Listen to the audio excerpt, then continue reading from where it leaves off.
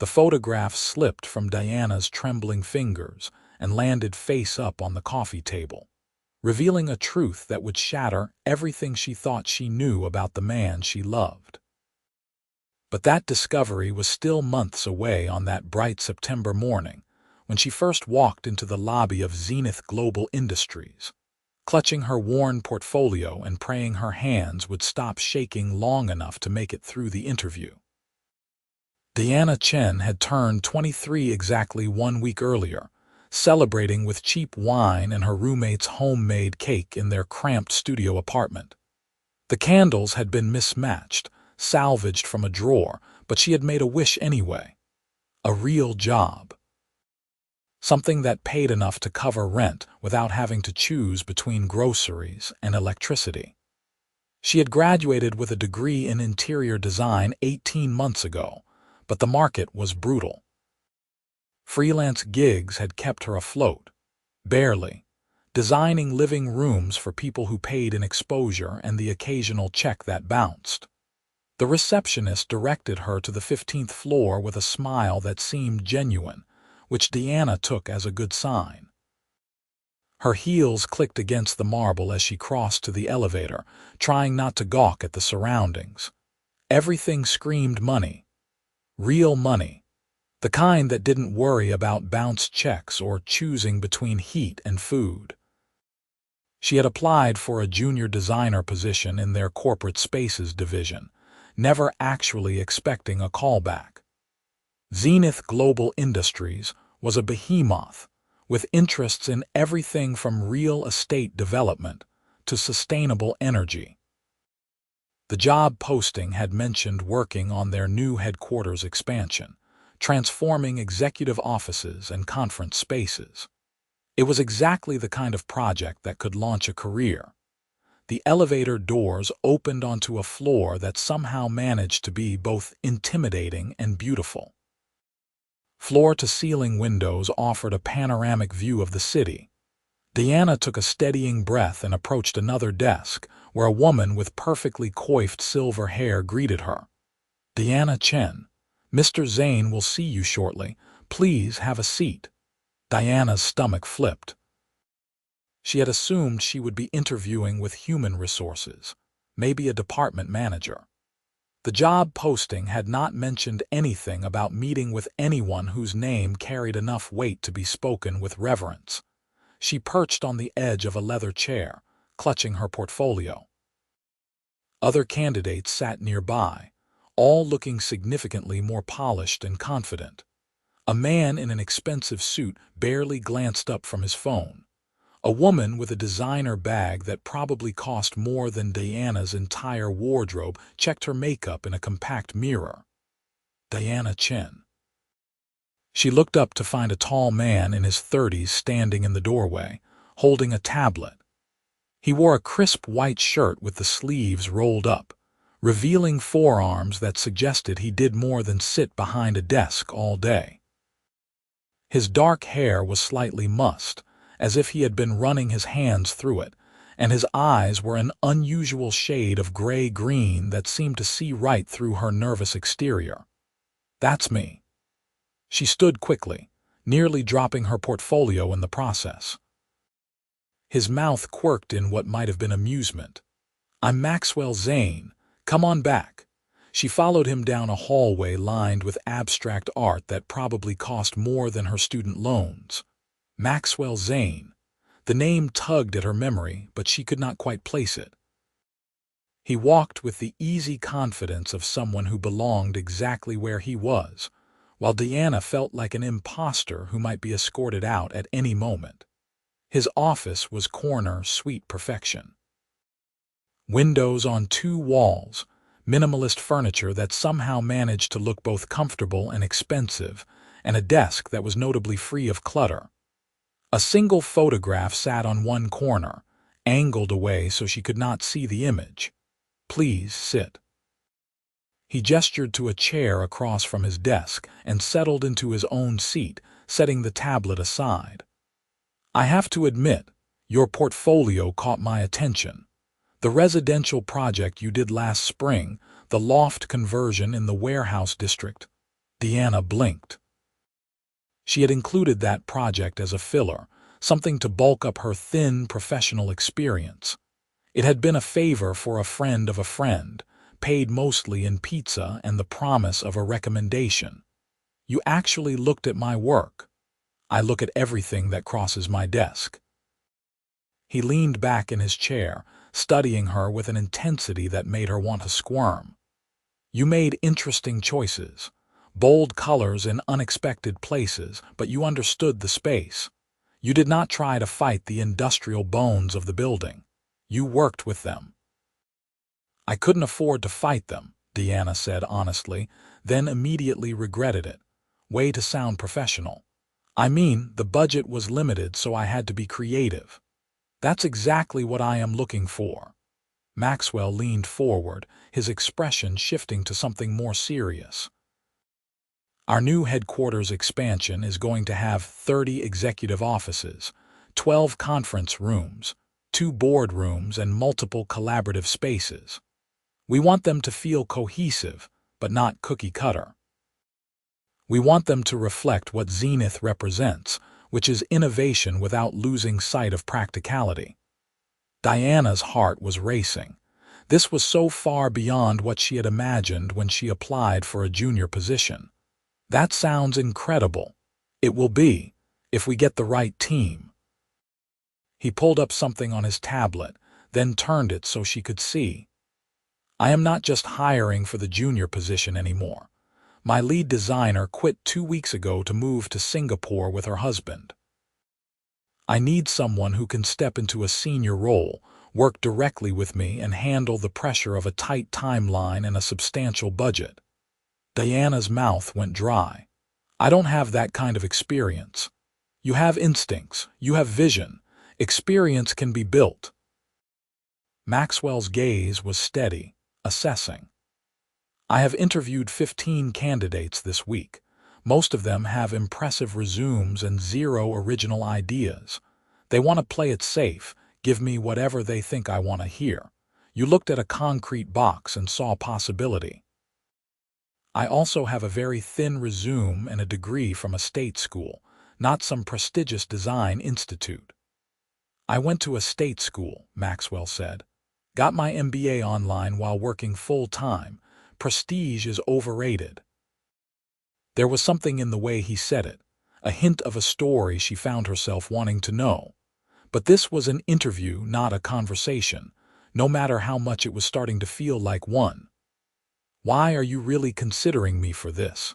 Deanna asked, deciding honesty had gotten her this far. I'm not being modest. I'm being realistic. There have to be more qualified people. Maxwell was quiet for a moment, his fingers drumming lightly on the desk.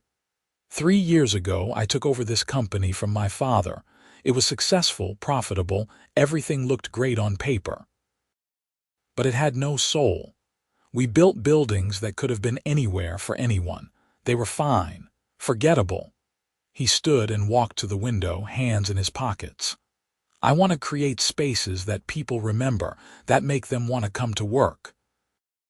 That inspire something beyond just showing up and collecting a paycheck. I can hire experience anywhere. What I need is someone who still sees possibility instead of limitations. Deanna stood and joined him at the window, though she kept a professional distance. The city stretched out below them, a mix of old and new, historic and modern. And you think I can do that? I think you could.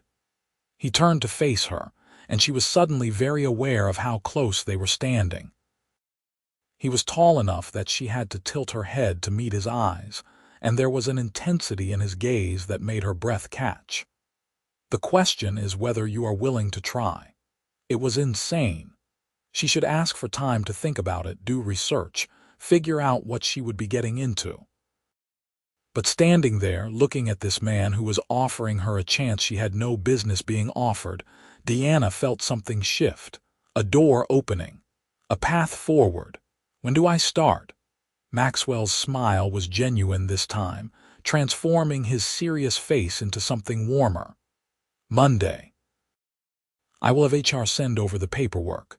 The salary is $85,000 to start, plus benefits and a performance bonus structure. Deanna tried not to let her jaw drop. 85,000. She had been hoping for 40. That's very generous. It is what the position is worth. He extended his hand. Welcome to Zenith, Deanna. His handshake was firm, his palm warm against hers. The contact lasted a beat longer than strictly professional. And when Deanna left his office 20 minutes later with a head full of project details and a start date, she realized she had not asked the most basic question. What exactly did Maxwell Zane do at Zenith Global Industries? The internet provided the answer that evening as Deanna sat in her apartment, still buzzing with adrenaline and disbelief. Maxwell Zane was not just some executive. He was the CEO, and not just any CEO. At 38 years old, he had transformed his father's moderately successful development company into a billion-dollar empire. Forbes had named him one of their 40 under 40, 2 years running. He sat on multiple boards, had donated millions to educational charities, and was considered one of the city's most eligible bachelors. Deanna closed her laptop and stared at the ceiling. She had just been hired by a billionaire to work directly with him, to redesign his company's headquarters. She should have been terrified. Part of her was. But another part, the part that had made her choose design school over the practical accounting degree her parents had wanted, felt something else entirely. Excitement. Possibility. Monday morning arrived too quickly and not quickly enough. Deanna spent the weekend shopping for work clothes she could barely afford, settling on pieces that looked professional without screaming that she had emptied her savings account at the outlet mall. She showed up at 7:30, a full hour before she was technically supposed to start, and found Maxwell already in his office. "You are early." He looked up from his computer, and was that approval in his expression. "I wanted to get a feel for the space before everyone else arrived." "Good instinct. Come on, I will give you the full tour." They spent the next 2 hours walking through every floor of the building, Maxwell explaining the company's vision while Deanna took notes and photographs. He was different than he had been in the interview, more relaxed, quicker to smile. When he talked about the company, about the projects they were working on, passion bled through the professional exterior. "The new wing will connect here," Maxwell said, gesturing to what was currently a parking lot. 10 stories. All glass and steel on the outside, but inside we want it to feel alive. Natural light, green spaces, areas where people actually want to spend time. "What about privacy?" Deanna asked, her designer brain already turning. "All that glass is beautiful, but executives will need spaces where they can actually work without feeling like they are in a fishbowl." "Exactly the kind of thinking I need." Maxwell's grin was quick and genuine. "So how do we solve that?" They spent the rest of the morning brainstorming, ideas bouncing back and forth with increasing ease. Deanna forgot to be nervous. Maxwell forgot to be the intimidating CEO. By the time his assistant reminded him he had a lunch meeting, Deanna's notebook was full and her mind was racing. "Same time tomorrow?" Maxwell asked as he grabbed his jacket. "We should start looking at material samples, get a sense of the palette. I will bring some options." He paused in the doorway, glancing back with an expression Deanna could not quite read. "I am glad you are here, Deanna." Then he was gone, leaving her in an office that suddenly felt much emptier. The next 3 weeks passed in a blur of fabric samples, paint chips, furniture catalogs, and late nights in Maxwell's office. They fell into a rhythm. Deanna would arrive early, Maxwell would already be there. They would work through the morning, break for lunch, which increasingly they ate together while still talking about the project, then continue into the evening. Deanna learned that Maxwell took his coffee black, that he had a habit of running his hand through his hair when he was thinking, and that he had surprisingly strong opinions about chairs.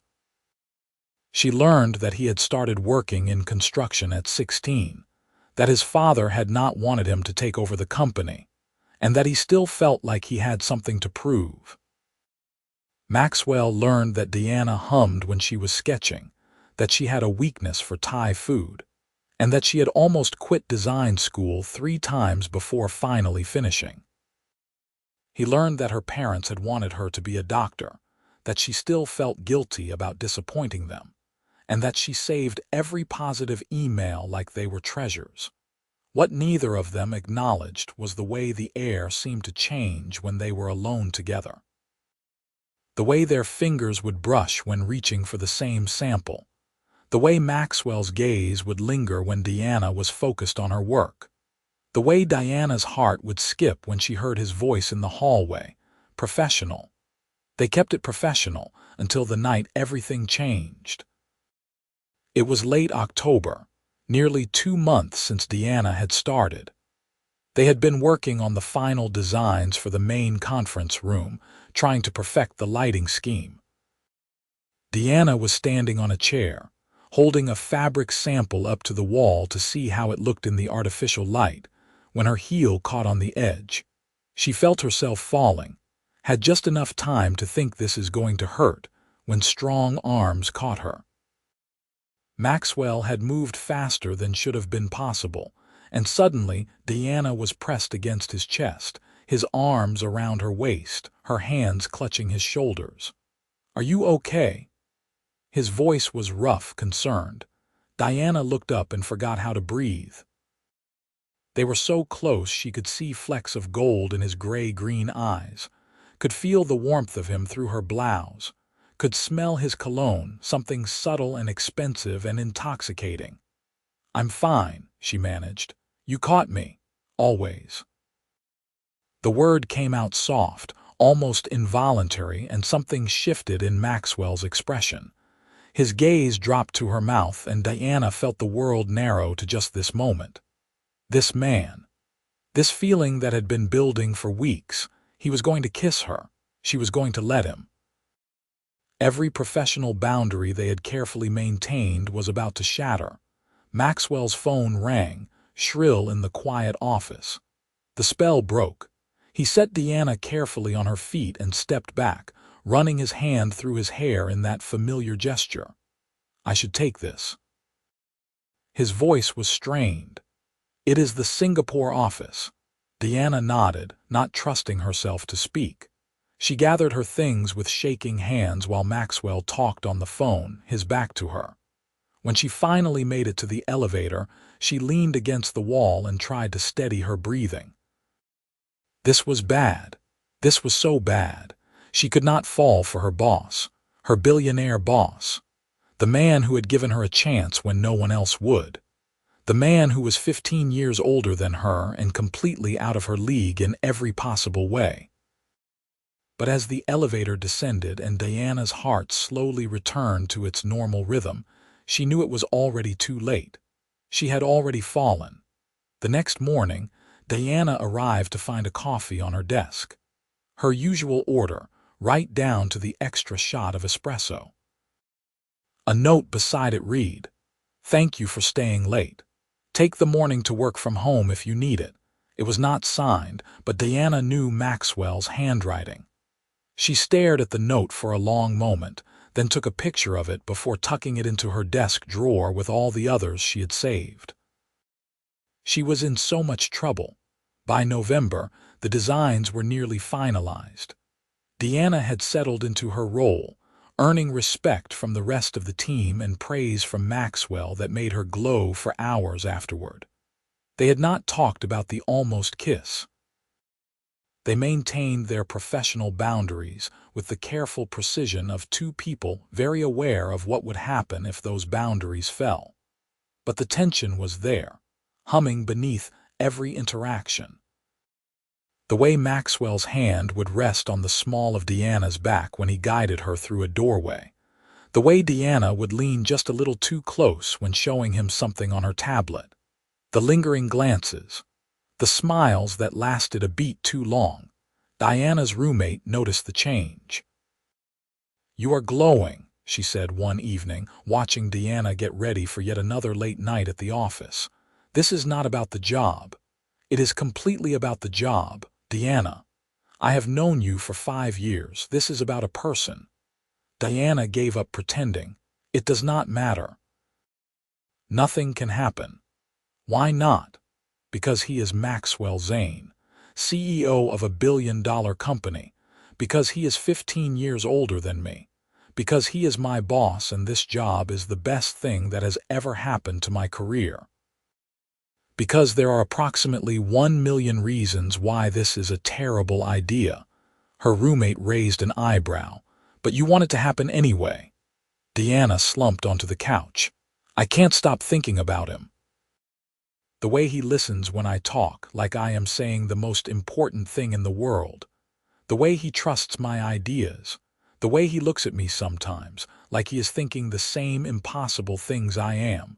So tell him." "Absolutely not. I will ruin everything." But the universe had other plans. The company's annual charity gala was scheduled for the first Saturday in December. It was Zenith's biggest event of the year, a black tie affair that raised millions for educational programs. Diana had helped design the venue, transforming the ballroom into an elegant space that felt both luxurious and welcoming. She had not planned to attend as a guest. She was staff, there to make sure everything looked perfect. But Maxwell's assistant had delivered a dress to her apartment the day before, along with a note. "You designed this event. You should be there to enjoy it. The dress is a thank you for 2 months of incredible work." The dress was stunning. Deep emerald green, it fit perfectly, hugging her curves before flowing to the floor. Diana had never owned anything so beautiful. She felt like an imposter putting it on, but when she looked in the mirror, she saw someone confident, someone who belonged. The ballroom was already filled with the city's elite when Diana arrived. She recognized faces from magazine covers and news articles. Old money and new. Power players and socialites. And there, in the center of it all, was Maxwell. He wore a tuxedo like he had been born in one. Every line was perfect, every detail immaculate. But it was the way he moved through the crowd that caught Diana's attention. Confident without being arrogant, charming without being fake. He shook hands and smiled and listened, making each person feel like they were the only one in the room.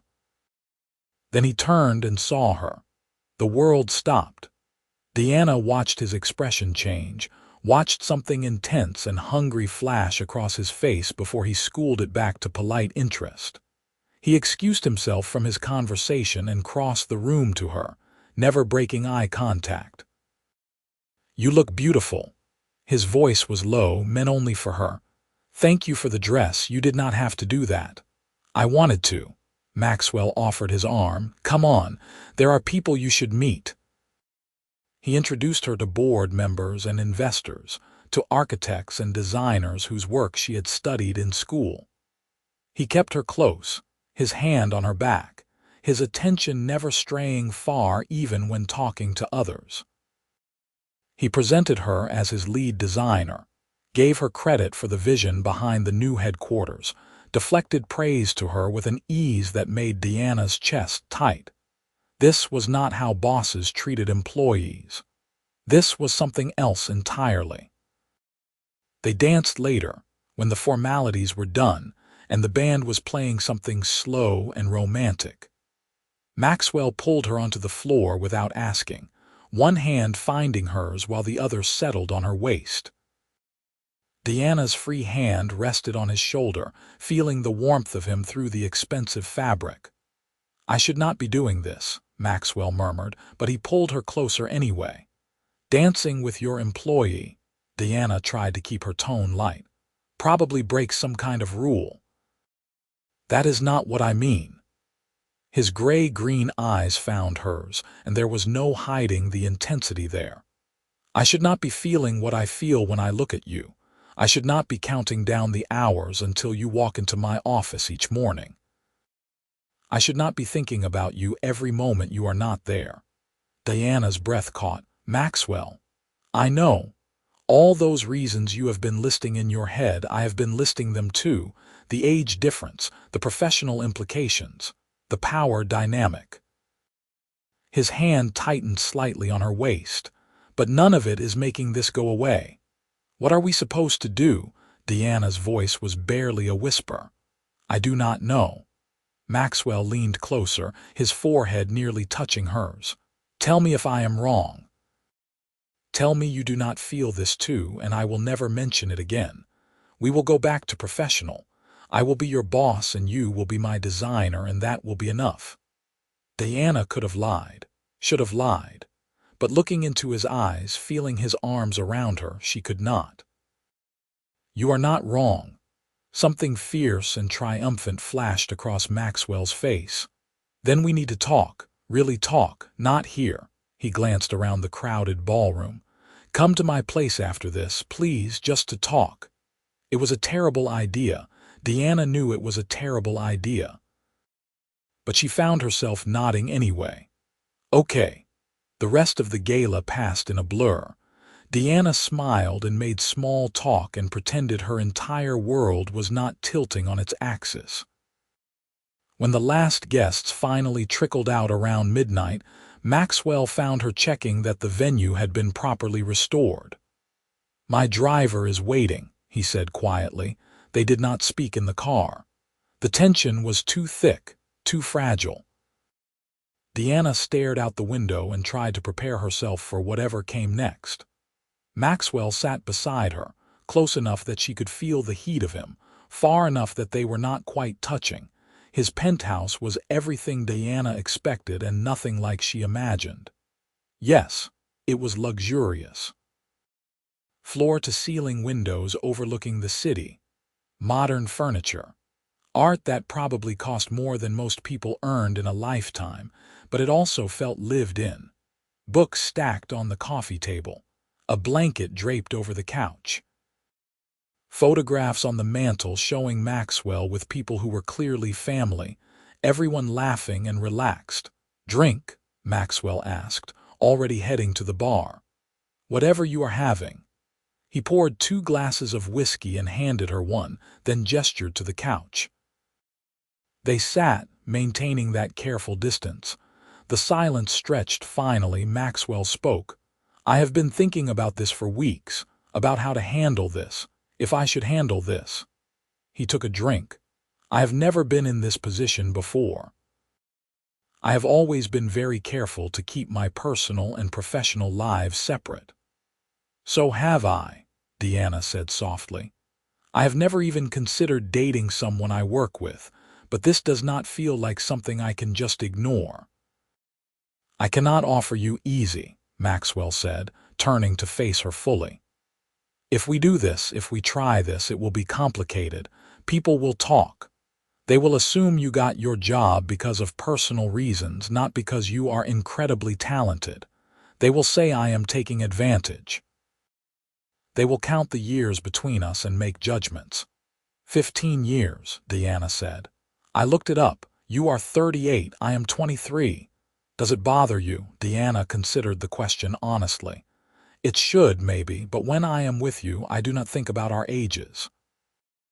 I think about how you make me laugh, how you challenge me to be better, how you see things in my work that I did not know were there. She set her glass down. What bothers me is the possibility of losing what we have been building, the working relationship, the trust. If we do this and it falls apart, I lose more than just a relationship. I lose the best opportunity of my career. Then we do not let it fall apart. Maxwell's voice was firm, decisive. If we do this, we do it right. No games, no hidden agendas, complete honesty. He reached out and took her hand, his thumb brushing over her knuckles. I like you, Diana, more than I have liked anyone in longer than I care to admit. You make me want to leave work early, which I never do. You make me laugh at things that should not be funny. When you get excited about a design element and start talking with your hands, I forget that I am supposed to be paying attention to what you are saying because I am too busy watching you light up. Deanna felt tears prick her eyes. I have been falling for you since that first day. When you actually looked at my work, when you saw something in me that no one else did. Everyone else is blind, or you are. Maxwell smiled, that rare, genuine smile that transformed his entire face. So what do we do? Deanna squeezed his hand. We try, carefully. We keep it private until we figure out what this is. We make sure I earn everything at work based on merit, and we are honest with each other about everything. I can do that. Maxwell lifted her hand to his lips, pressing a soft kiss to her knuckles. But I need you to know something. This is not some casual thing for me. I do not do casual. If we start this, I am all in. So am I. He leaned in slowly, giving her every opportunity to pull away.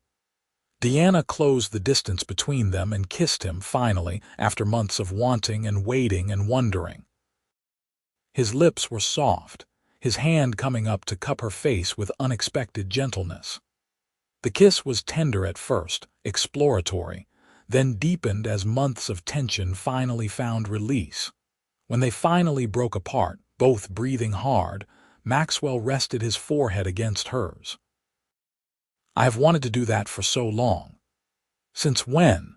Since you challenged me in your interview about why I was really considering you. No one talks to me like that. Everyone is always so careful, so worried about saying the wrong thing, but you just said what you were thinking. He smiled against her lips. It was incredibly attractive. Deanna laughed, her hands sliding up to his shoulders. I almost talked myself out of the job. Not possible. I had already decided you were hired. Maxwell pulled back slightly, his expression turning serious. We should set some ground rules. At work, we are boss and employee, professional. No one can accuse us of inappropriate behavior. Outside of work, we can be us. Agreed. And I want my work judged on its merit alone. If something I design is not good enough, tell me. Do not go easy on me because we are together. I would never insult you like that. They talked until the early hours of the morning, sprawled on Maxwell's couch with the city lights twinkling below. They talked about their pasts, their hopes, their fears. Deanna learned that Maxwell's father had never thought he was good enough to run the company. That every success felt like he was still trying to prove something. That he donated to educational charities because he had seen too many talented kids give up on their dreams because they could not afford the schools. Maxwell learned that Diana's parents had not spoken to her in 2 years, not since she chose design school over medical school. That she sent them updates anyway, hopeful they would eventually respond. That she kept every kind word anyone ever said about her work because she still could not quite believe she was good enough. You are extraordinary, Maxwell said fiercely, pulling her close. Your parents are fools for not seeing it. Deanna settled against his chest, feeling his heartbeat steady beneath her ear. Thank you for seeing it. Always. She fell asleep there, warm and safe and happier than she had been in longer than she could remember. When she woke, it was to soft morning light and Maxwell watching her with an expression so tender it made her chest ache. Hi, she murmured. Hi. He brushed a strand of hair from her face. I should let you go home, get some rest, but I really do not want to. So do not. They spent the rest of Sunday tangled together on his couch, talking and kissing and learning each other. Maxwell ordered takeout from 3 different restaurants because Deanna could not decide what she wanted. They watched terrible movies and argued about design philosophies and fell deeper into whatever this was between them. When Deanna finally made it home late Sunday night, her roommate took one look at her face and grinned. You told him. We told each other. And Deanna could not stop smiling. And everything is about to get very complicated. Keeping their relationship private at work was harder than Deanna anticipated. Every instinct screamed to touch Maxwell when he stood too close, to smile at him the way she wanted to smile, to let the world see how happy he made her. But they had agreed, and Deanna was determined to prove she could keep her professional and personal lives separate. Maxwell made it both easier and harder. At work, he was the consummate professional. He critiqued her designs with the same exacting standards he always had. He treated her exactly like he treated the rest of the team. But there were moments. The brush of his hand when passing her a file, the way his eyes would linger just a second too long, the tiny smile that meant something only they understood. Outside of work, he was entirely hers. They had dinner at quiet restaurants in neighborhoods where no one would recognize them. They spent weekends at his penthouse, cooking together and talking for hours. Maxwell taught Deanna about wine and took her to gallery openings, and listened with genuine interest when she talked about her design process. Deanna showed Maxwell her favorite hidden spots in the city. The tiny Thai place that made the best pad Thai, the bookstore that stayed open until midnight, the park bench where she used to sit and sketch when she was too broke to afford a coffee shop. He loved all of it, but what he seemed to love most was seeing the world through her eyes. "You find beauty in everything," he said one night as they walked through the city, bundled against the December cold. "Even in places most people overlook." "You do the same thing," Deanna pointed out. "You look at buildings and see potential. You imagine what they could become." "We are a good pair." They were. That was becoming increasingly clear. Despite the age difference, despite the professional complications, despite everything that should have made this difficult, they fit. Maxwell challenged Deanna to be bolder with her designs. Deanna reminded Maxwell that success was not the same as happiness. They made each other laugh. They made each other think. They made each other better. Christmas approached, and with it came a complication. Maxwell's family had a tradition of spending the holiday at their estate upstate.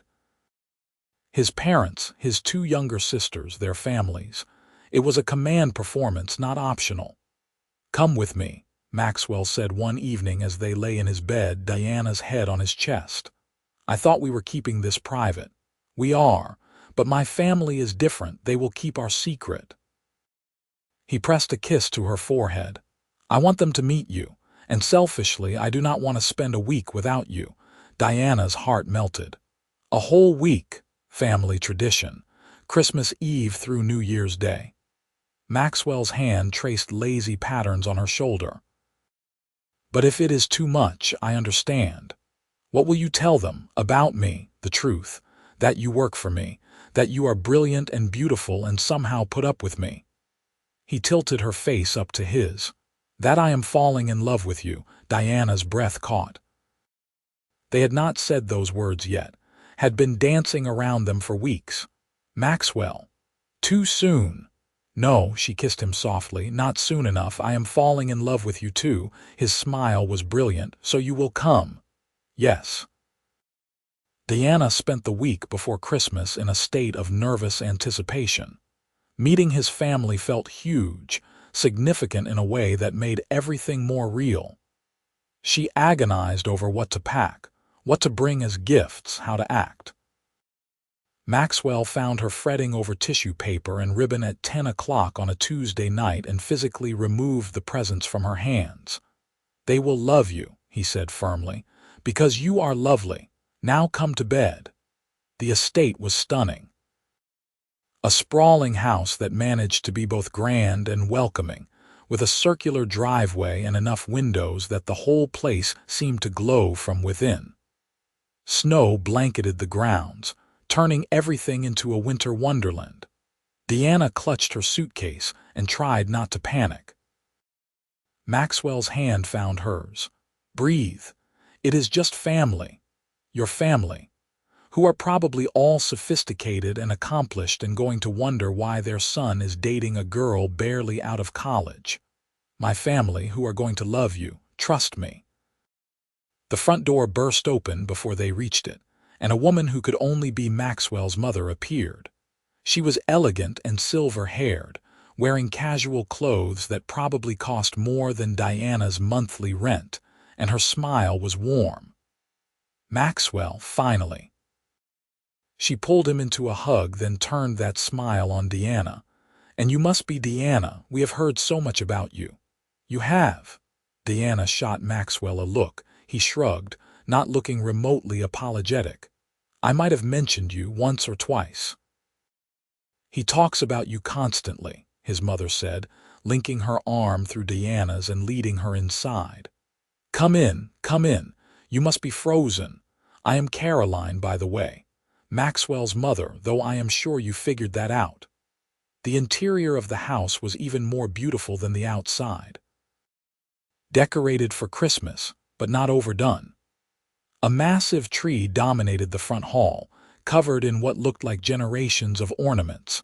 Deanna could hear voices and laughter coming from deeper in the house. Maxwell's father appeared, tall and distinguished with gray at his temples. He shook Deanna's hand with a firm grip and an assessing look that made her nervous until he smiled. So you are the designer my son cannot stop talking about, the one who made him actually excited about office furniture. Dad. Maxwell's tone held a warning, but he was fighting a smile. What? It is true. I have never seen you this invested in interior design. His father's eyes twinkled. Or this happy. Two women who had to be Maxwell's sisters appeared, along with a small army of children and husbands. Introductions were made, names Deanna tried desperately to remember. Everyone was warm, welcoming, acting like they had known Deanna for years instead of minutes. Dinner that first night was chaos. Good chaos. Kids talking over each other, adults trying to have conversations while being interrupted, multiple dishes being passed around. Deanna felt overwhelmed and charmed in equal measure. This was what family looked like, loud and messy and full of love. Maxwell sat beside her, his hand occasionally finding her knee under the table. A reassuring touch, an anchor. So Deanna, Maxwell's younger sister Melissa said during a lull in the conversation, how did you end up working for my brother? I hear he is a terrible boss. Extremely terrible, Deanna agreed, earning a laugh from around the table. He has unreasonably high standards and expects things like effort and creativity. The horror, Maxwell deadpanned. Actually, he took a chance on me when no one else would, Deanna said more seriously. I had barely any experience and a thin portfolio, but he saw something I did not know was there. He is an incredible boss, demanding but fair. He pushes me to be better. The look Maxwell gave her was soft enough to melt diamonds. His mother noticed, her smile knowing.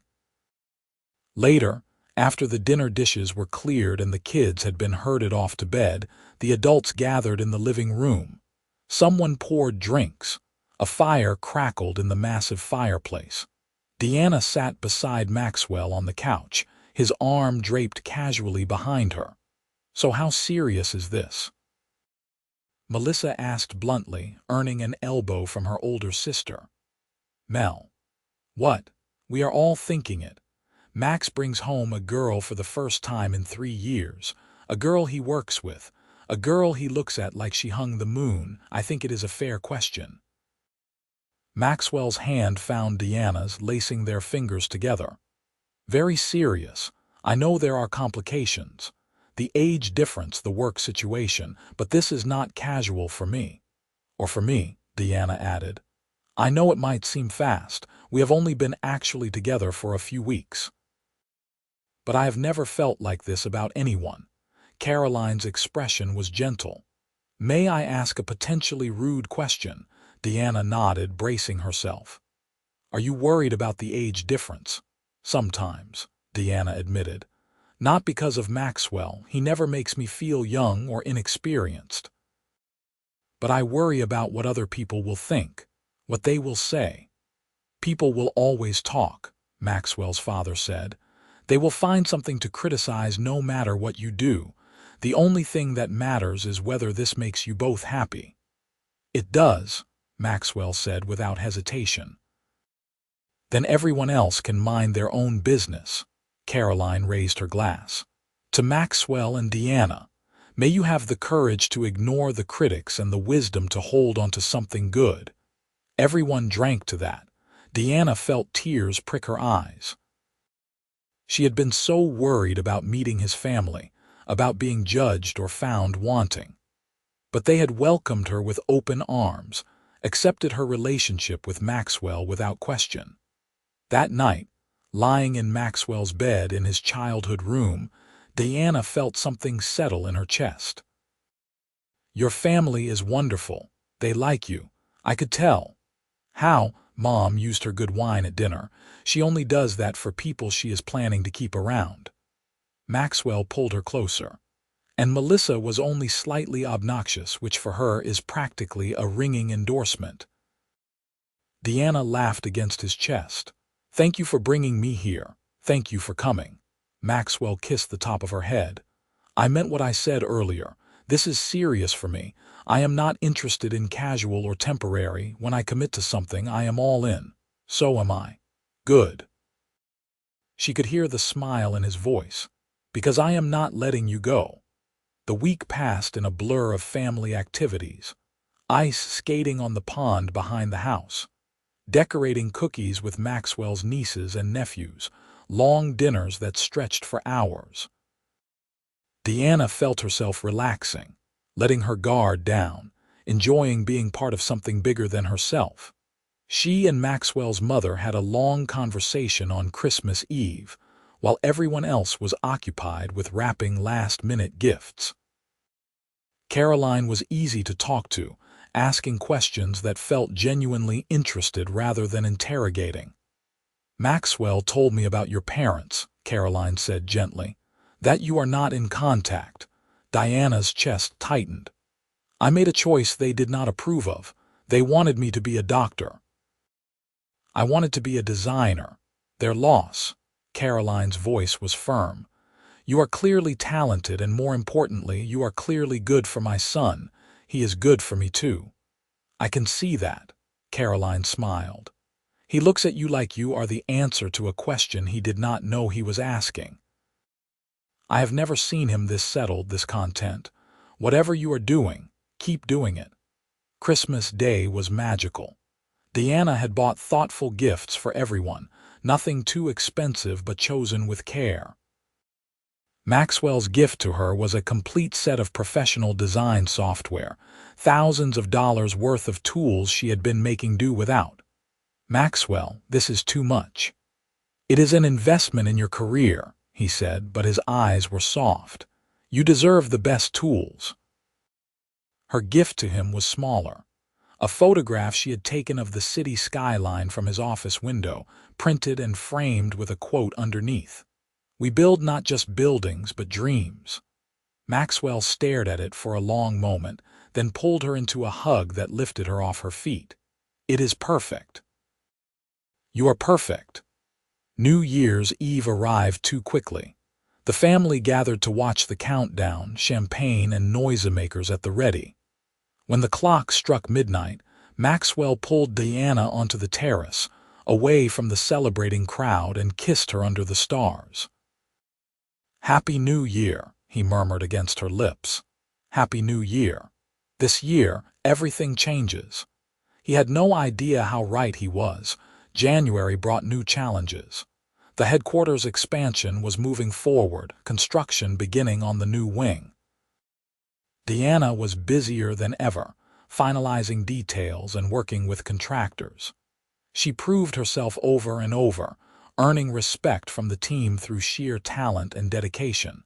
But rumors started. Whispers that she had been promoted too quickly, that her relationship with Maxwell was too friendly. That something was going on. Deanna tried to ignore them, but they ate at her confidence. Maxwell was furious when he found out. Who said something? His voice was dangerous. It does not matter. They are not entirely wrong. I did get promoted fast. I do have an unusually close working relationship with you. Because you are talented. Because you are good at your job. Maxwell's hands clenched into fists. This is exactly what I was worried about, people diminishing your accomplishments. Then we prove them wrong. Deanna lifted her chin. We do such incredible work that no one can question whether I earned my position. And they did. The designs for the new headquarters were stunning. Bold but functional, beautiful but practical. Everything Maxwell had wanted and more. When the board saw the final presentations, there was unanimous approval. Several members specifically complimented Diana's vision. By March, they had been together for 4 months. It felt like forever and no time at all. Maxwell took her to Paris for a long weekend, flying them first class and booking a suite at a hotel that made Deanna dizzy with its elegance. They walked along the Seine, ate at restaurants with Michelin stars, and made love with the Eiffel Tower glittering outside their window. I could get used to this, Deanna said, curled against him in the too-soft bed. Good, because I am planning to keep you around for a very long time. How long? Maxwell was quiet for a moment, his hand tracing patterns on her bare shoulder. Forever, if you will have me. Deanna's heart stuttered. Maxwell. I know it is fast. I know we are still learning each other, but I have never been more certain of anything in my life. He shifted so he could see her face. I love you, Deanna, completely, endlessly. I want mornings waking up beside you and evenings coming home to you. I want to support your dreams and argue about paint colors and build a life together. I love you too. Deanna's voice was thick with emotion. I was terrified to admit it at first. It felt too big, too overwhelming. But you make me feel safe, seen, like I am exactly who I am supposed to be. You are exactly who you are supposed to be. They flew home on Sunday, both glowing with happiness and jet lag. Deanna had thought things would go back to normal. Work during the week, weekends together, maintaining their careful privacy. Then everything fell apart. The photograph appeared on a gossip website Tuesday afternoon. Maxwell and Diana in Paris, kissing beside the Seine. The headline was sensationalist. Billionaire CEO Maxwell Zane dating employee 15 years his junior. Diana's phone exploded with notifications. Her email inbox filled with interview requests and invasive questions. Her name was trending on social media, strangers dissecting her life and making judgments about her relationship. Maxwell was in an emergency meeting with the board within hours. Deanna sat in her office, fighting back tears, while sympathetic and not so sympathetic co-workers stopped by. Some offered support. Others gave her looks that said they had known something was going on. Maxwell came to her office that evening, his expression grim. We need to talk. Diana's stomach dropped. You are breaking up with me. What? No. He closed the door and pulled her into his arms. Never. But we have a problem. The board. They are concerned about the optics, about potential lawsuits or claims of favoritism. Maxwell's jaw was tight. They want us to prove the relationship started after you were hired, not before. They want assurances that your position was earned. I can transfer to another department, work under someone else. No. Maxwell's voice was firm. You earned your position. You are brilliant at what you do.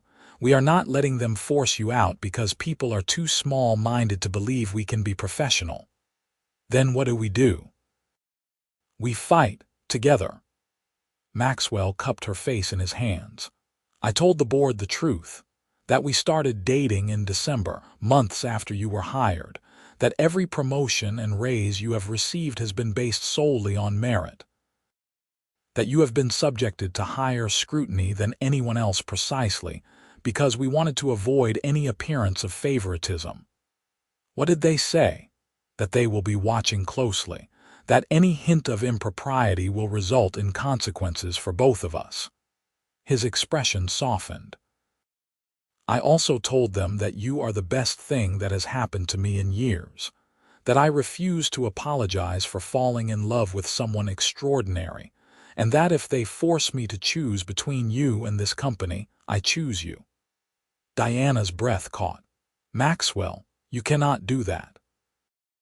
This company is everything to you. You are everything to me. He kissed her softly. The company is important, but you are essential. They weathered the storm together, responded to the gossip with dignity and silence, let their work speak for itself. Gradually, the furor died down. New scandals replaced theirs.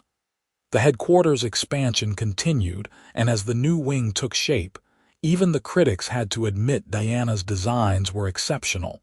By summer, they had survived, stronger for having been tested. Diana got a feature in a major design magazine, her work finally receiving recognition on its own merit. Maxwell negotiated a deal that would expand Zenith into international markets, cementing his reputation as a visionary CEO. They moved in together in August, Diana's meager belongings filling a corner of Maxwell's penthouse. He cleared closet space and bathroom drawers, made room for her art supplies, and acted like her presence was the most natural thing in the world. I should have asked you to move in months ago, he said, watching her arrange books on his shelf. We were being careful. I am done being careful. Maxwell wrapped his arms around her from behind. I want everyone to know you are mine. Possessive much, completely. He pressed a kiss to her neck. Is that a problem? Diana turned in his arms, rising on tiptoe to kiss him. Not even a little bit. Fall brought new projects. Diana was promoted to senior designer, leading her own team on a sustainable housing development. Maxwell surprised her with a studio space, a beautiful loft in the arts district where she could work on personal projects and build her own design practice separate from Zenith.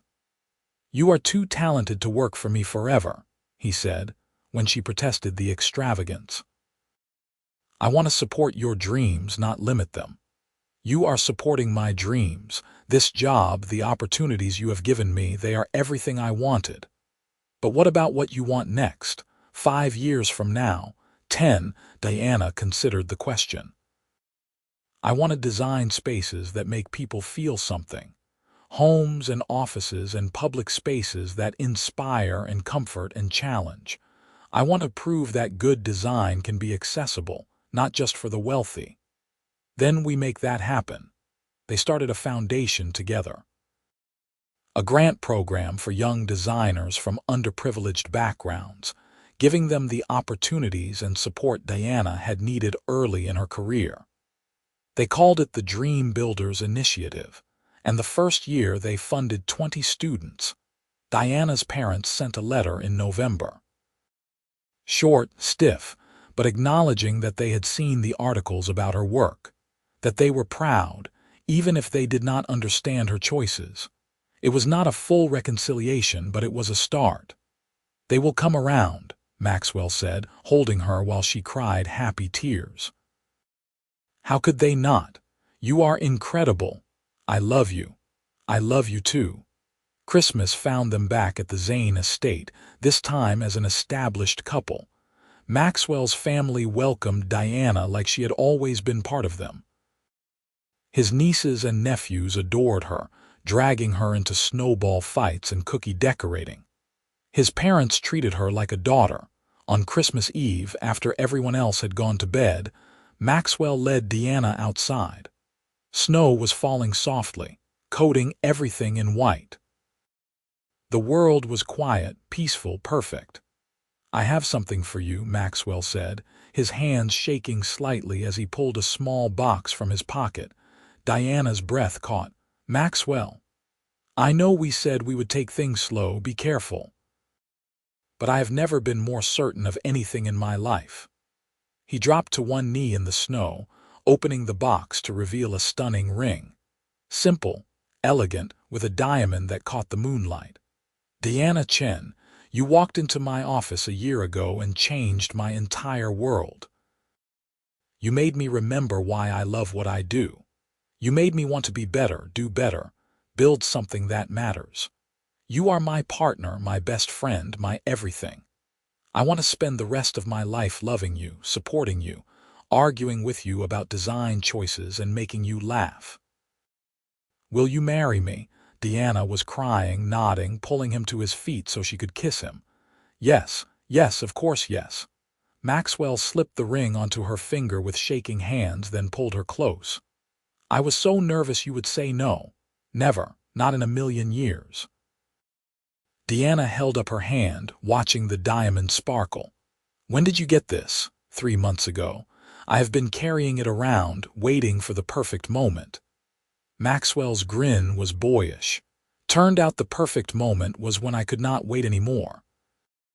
They told his family the next morning, to cheers and tears and immediate wedding planning from his mother and sisters. Deanna called her parents that afternoon, and for the first time in years, they had a real conversation. They were cautious, careful, but they agreed to meet Maxwell. To come to the wedding. It was not perfect, but it was a start. They married in the spring, a year and a half after Diana had first walked into Maxwell's office. The ceremony was at the Zane estate, under a flower-covered arch with views of the mountains. Diana wore a dress she designed herself, simple and elegant and perfect.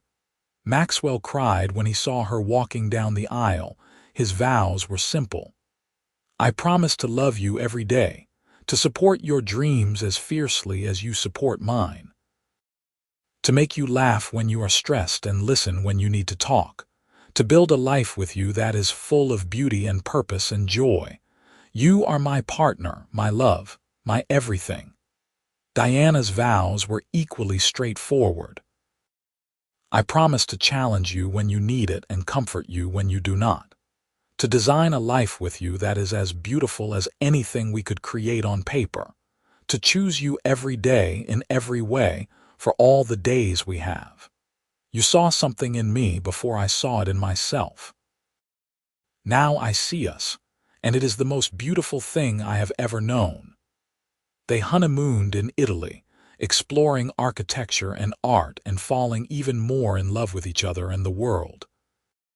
When they returned, Diana officially launched her own design firm, with Maxwell as her biggest supporter and occasional client. She took on projects that mattered, designing affordable housing and community centers and spaces that made a difference. Maxwell continued to build Zenith into an empire, but now he left the office at reasonable hours. He made time for dinners and weekends and vacations. He learned that success was sweeter when you had someone to share it with. 2 years after their wedding, Diana found out she was pregnant. Maxwell was ecstatic, immediately starting to plan a nursery and researching parenting books. Diana laughed at his intensity but loved him for it. Their daughter was born in December, during the first snowfall of the season. They named her Caroline Rose, after Maxwell's mother and the street where they had first said "I love you." She had Diana's eyes and Maxwell's determination, and both of them fell completely in love the moment they held her. "We made this," Maxwell whispered, staring at their daughter with wonder. "This perfect little person. We did." Diana was exhausted and elated and happier than she had ever imagined being. "We make pretty good things together. The best things." They raised Caroline with love and laughter and an appreciation for beauty in all forms. She grew up running through construction sites and design studios, learning about architecture and art and the power of creating things that mattered. Maxwell taught her about business and integrity. Diana taught her about vision and courage. When Caroline was 3, they had a son, James Maxwell, called Jamie, who had his father's intensity and his mother's creativity. The house filled with noise and chaos and joy. Diana's parents became regular visitors, their relationship healing slowly but surely. They never quite understood their daughter's choices, but they could not deny her happiness. Maxwell won them over with patience and respect, and eventually they admitted he was exactly who Diana needed. The foundation grew, funding hundreds of students over the years. Some of them came back to work for Diana's firm or for Zenith. Others spread across the country, creating beautiful spaces and opportunities for others. The legacy they built was not just in buildings but in lives changed. On their 10th anniversary, Maxwell and Diana returned to Paris. They walked along the Seine, older now but no less in love. Caroline and Jamie were home with Maxwell's parents, being thoroughly spoiled. "You ever regret it?" Maxwell asked as they watched the sunset paint the sky. "All the complications, the gossip, the years people spent judging us." Diana took his hand, feeling the familiar weight of her wedding ring. "Not for a single second. You were worth all of it. This life we built, it is worth everything."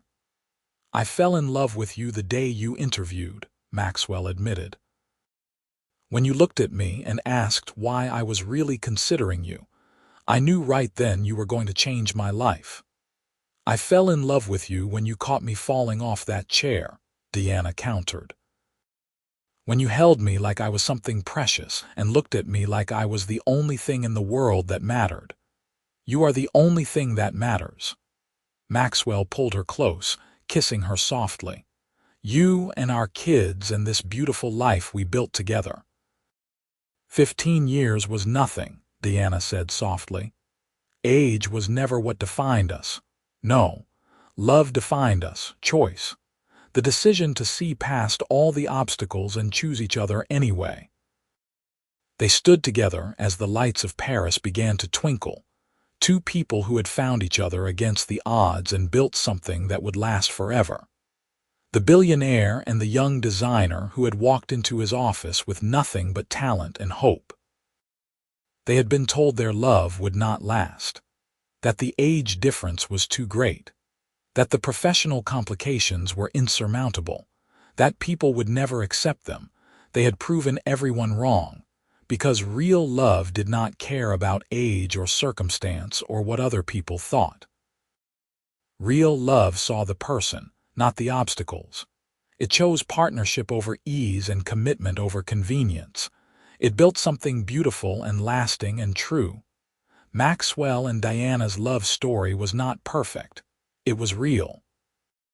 Full of challenges and complications and moments when the easy choice would have been to walk away. But they had chosen each other, over and over, through every obstacle and triumph. And that choice, renewed every single day, was the foundation of everything they built together. A company that changed skylines, a family that filled their home with laughter, a legacy that would outlast them both.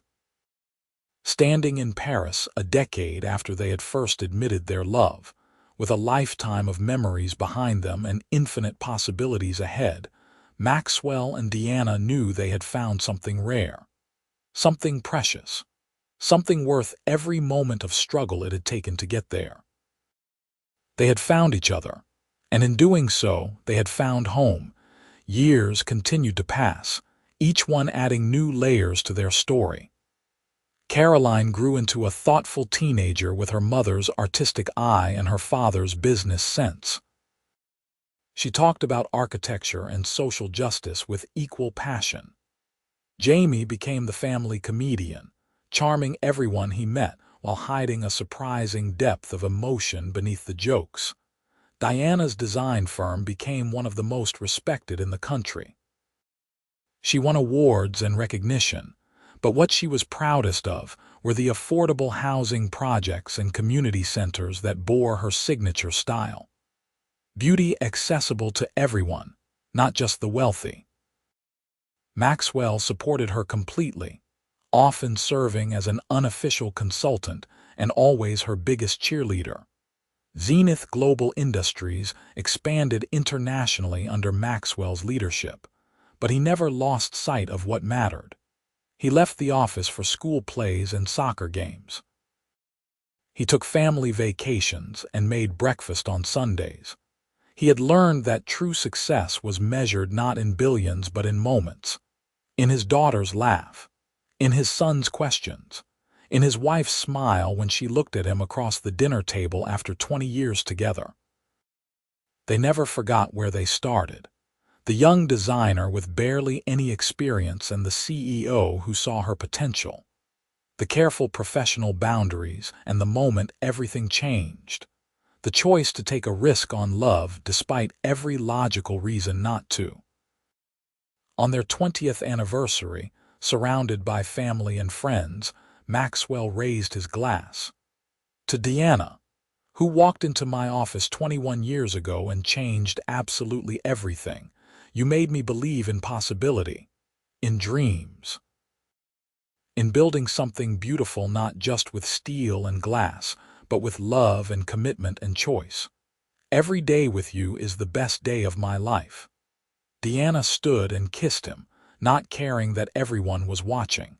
To Maxwell, who saw something in me I did not know was there, who loved me through every doubt and obstacle, who built a life with me that is more beautiful than anything I could have designed alone. You are my greatest adventure. Their children groaned at the display of affection, but they were smiling. They had grown up watching their parents choose each other every single day, and it had taught them what love should look like. Constant, committed, full of laughter and support and partnership.